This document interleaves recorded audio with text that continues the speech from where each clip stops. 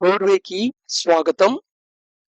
Manual to self సూచనలు లేదా సమాచారాన్ని అందించే స్వీయ శోధన సాధనం. Intent to get and viewership. So కర్మ అంటే మనం తెలుసుకున్నాం కదా. యాక్షన్ చెయ్యాలి అంటే ఇంకేదో ఒక ఫలితం ఆశిస్తావు కదా. ఇంటెంట్ టు గెట్, ఇది బలాన్ని పొందాలి అని చేస్తుంటాం. ఇలాంటిది పొందకుండా ఎలా చేయాలి? ఇంటెన్సివ్ గా యాక్షన్ లో పాల్గొనాలి, కానీ ఇంటెంట్ ఉండకూడదు. సఫరింగ్ ఉండదు కదా అనిపిస్తుంటుంది. బట్ ఇంటెంట్ టు గెట్ లేకుండా నువ్వు యాక్షన్ చేస్తావా? ఒకసారి నువ్వు యాక్షన్ చేస్తున్నప్పుడు నువ్వు చేస్తున్నావు అనే ఫీలింగ్ ఉంటుంది కాబట్టి ఆ యాక్షన్ నువ్వు చేయటంతో నీతో, నీ శరీరంతో, మనసుతో నువ్వు ఐడెంటిఫై అయ్యావు కాబట్టి నువ్వు డ్యూయర్షిప్ కూడా వస్తుంది. ఎందుకంటే నేను ఈ పని చేశాను, నేను ఈ వీడియో చేశాను, నేను ఈ వీడియోలో మాట్లాడుతున్నాను, నేను ఈ వీడియోకి సంబంధించిన పవర్ పాయింట్ తయారు చేశాను, నేను ఈ వీడియో చేయడానికి ఏదో పుస్తకం చదివాను, అర్థం చేసుకోవడానికి నేను ప్రయత్నం చేశాను. సో ఇదంతా డ్యూయర్షిప్. So intent to get and డ్యూయర్షిప్. ఇలా ఉండకూడదు అని అనుకోవద్దు వెంటనే. అయ్యో! ఇంటెంట్ టు గెట్ ఉండకూడదు, డ్యూయర్షిప్ ఉండకూడదు కాదు. బట్ అర్థం చేసుకోవడం ప్రయత్నం చేస్తే మూలాలు తెలుస్తాయి. సో ఏదైనా ఒక పని చేయాలంటే 3 వైటల్ యాస్పెక్ట్స్ ఉన్నాయి. Willingness, involvement and attention. Willingness ఉండాలి. అంటే ముందు ఇష్టపూర్వకంగా, పూర్తి మనఃపూర్వకంగా, ఇష్టపూర్వకంగా పని చెయ్యడం. ఎంత నీ మనస్స, వాచ, కర్మణ నువ్వు ఆ పని చేయటానికి ఇష్టపడుతున్నావు, అది విల్లింగ్‌నెస్. ఇన్వాల్వ్‌మెంట్, ఆ పనిలో ఎంత ఇన్వాల్వ్ అయ్యి చేస్తున్నావు, అంటే నీ టోటల్ ఎనర్జీసు ఎంత ఇన్వెస్ట్ చేస్తున్నావు. అటెన్షన్, అటెన్షన్ అంటే ఆ పని చేస్తున్నప్పుడు దాని మీద ఎంత ఏకాగ్రతగా ఉంచగలుగుతున్నావు. నీ నీ మనసుని, నీ శరీరాన్ని ఆ పని మీద.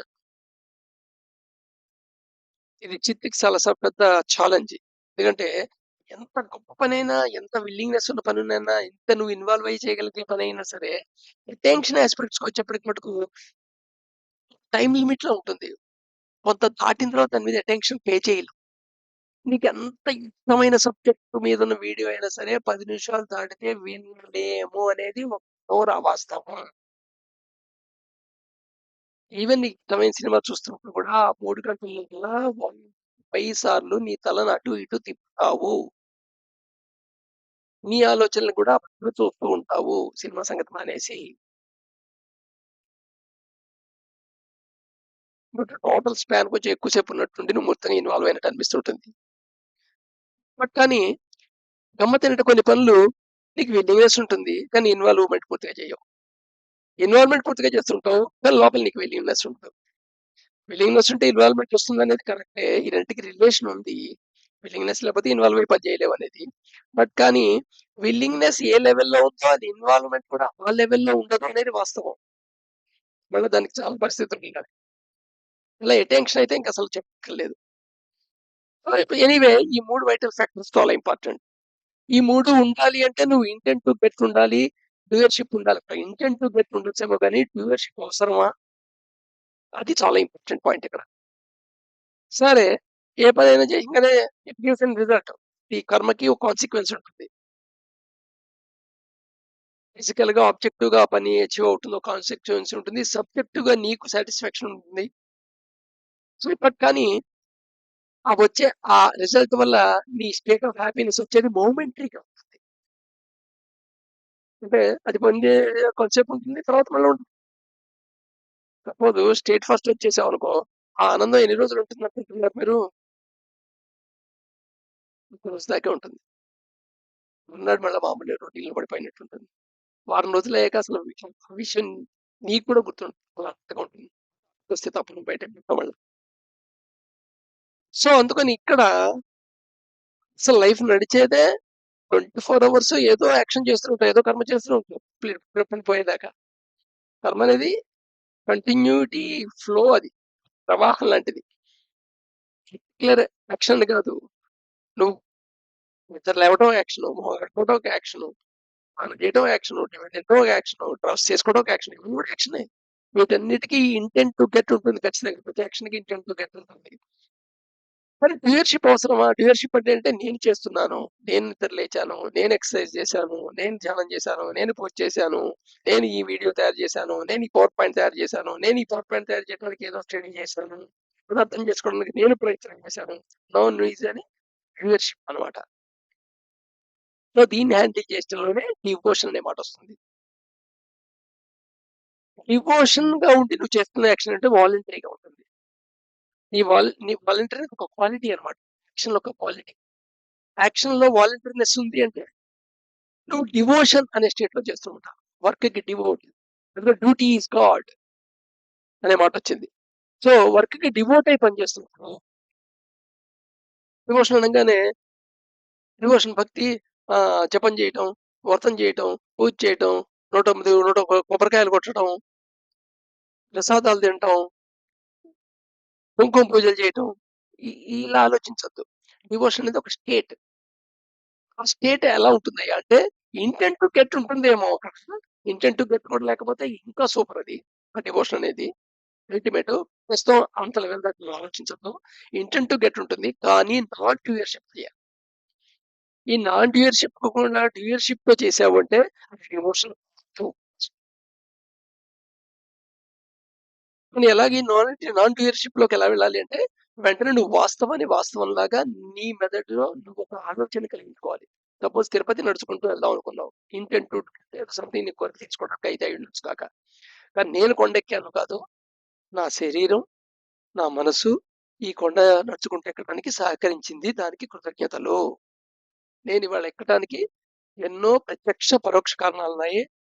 ఫేవరబుల్‌గా అలా నాకు అనుగుణ్యంగా ఉన్నందుకు దానికి నా కృతజ్ఞతలు. అనే భావం తెచ్చుకుంటే డివోషన్ వర్క్ అది.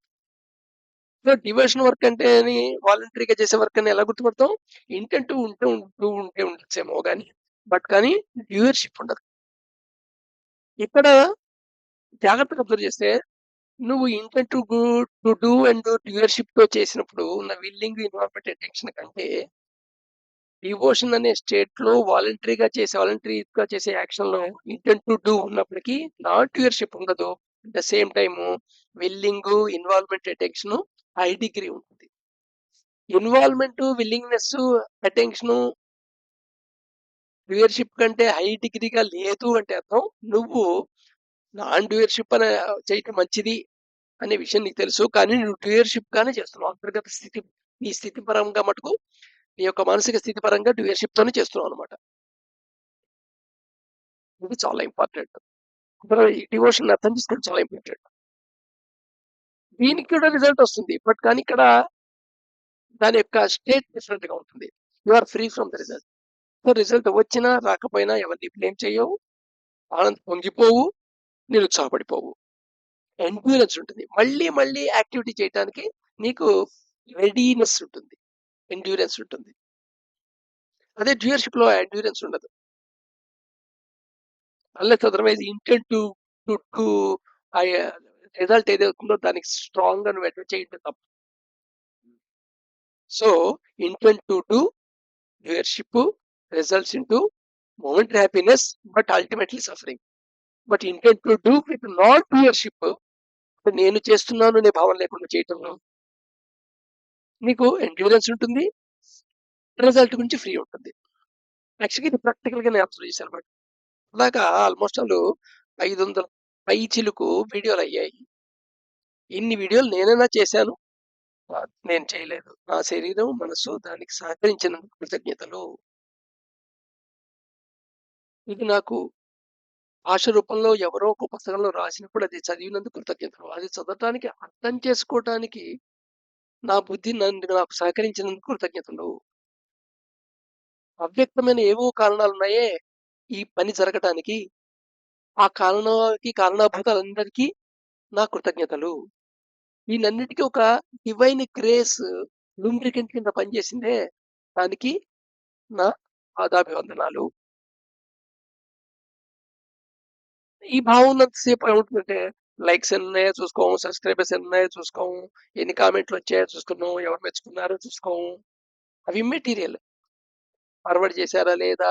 ఇవన్నీ మెటీరియల్ అవుతాయి. సో, ఇంటెంట్ ఉండు బట్ నాట్ డూయర్‌షిప్. అదే భగవద్గీతలో చెప్తాడు. కర్మ నువ్వు చెయ్యటానికి నీకు అధికారం ఉంది కానీ, కర్మ యొక్క ఫలం మీద నీకు అధికారము లేదు. భగవద్గీతలో అర్జునుడికి కృష్ణుడు చెప్పిన మాట. రేపు మళ్ళా కంటిన్యూ అవుదాం.